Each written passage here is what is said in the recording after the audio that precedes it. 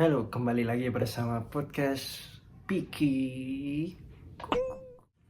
Perkenalkan dulu, saya Vicky Fadliar Putra sebagai mahasiswa sastra Indonesia angkatan tahun 2022. Pada kesempatan kali ini saya akan membahas tentang stoikisme. Apa itu stoikisme?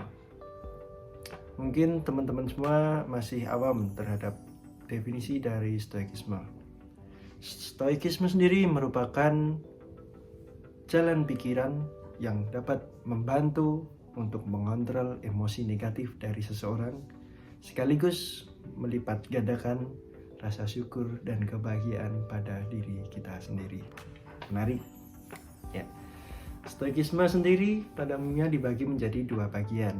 Yang pertama ada dimensi internal dan yang kedua adalah dimensi eksternal. Apa itu dimensi internal?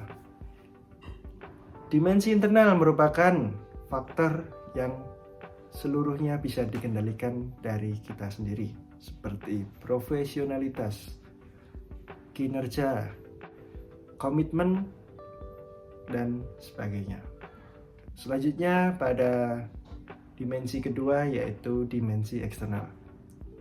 Dimensi eksternal merupakan faktor di luar kendali kita, yang berarti kita tidak bisa mengendalikan dimensi eksternal tersebut.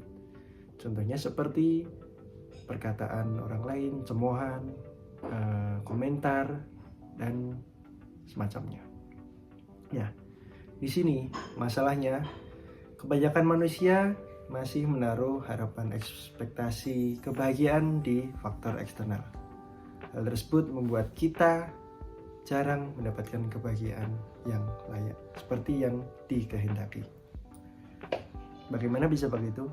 Nah, stoikisme hadir sebagai pola pikir agar bisa merubah kebahagiaan yang sebenarnya di dalam faktor eksternal untuk dijadikan ke dimensi internal.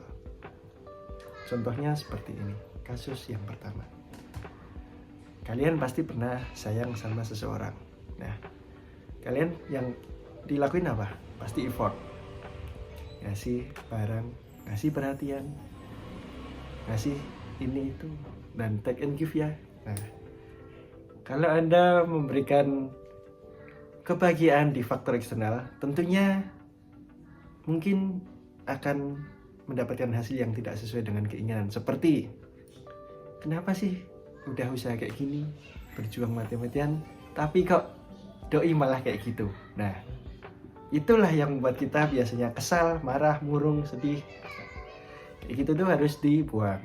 Itu tidak mencerminkan kalau kita menerapkan faktor ajaran stoikisme. Nah, ada lagi kasus yang kedua, contohnya kalau kita sedang kuliah. Ada tuh kita diberikan tugas. Kita sudah melakukan penelitian, mencari data, mengolah data, mewawancarai, merevisi, dan hasilnya adalah, nah, itu kejadian pada saya, dan mungkin teman-teman juga ngerasain.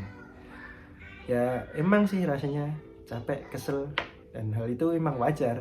Tapi kalau udah nerapin pola pikir stoikisme, yaitu kita jadi kayak legowo gitu, yang udah ya udah langsung move on ke hal lain.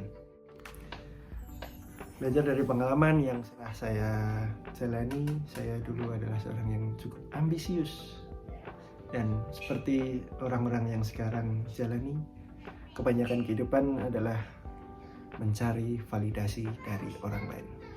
Perkembangan teknologi sekarang membuat informasi dapat disebarluaskan secara cepat, mudah, dan membuat dampak positif bagi kita semua. Namun di sisi lain ada dampak besar pada sosial media, dimana kalau kita melihat akun teman sedang berjalan-jalan ke luar negeri, atau kita melihat konten video seorang anak sudah bisa menghasilkan jutaan rupiah dengan mudah. Nah, kalau kita beranggapan seperti itu terus, maka kita kayak, ya gini-gini doang hidup. Itulah pentingnya memahami arti dari stoikisme. Ya, pada intinya filosofi stoikisme memberikan pandangan yang positif dan praktis dalam menghadapi hidup, di mana stoikisme mengajarkan kalau hidup itu memang tidak selalu mudah, namun kita harus bisa mengendalikan emosi untuk mencapai kebahagiaan tersendiri tanpa ada campur tangan dari orang lain. Saya Vicky Fadliar Putra. Sampai jumpa di podcast Piki.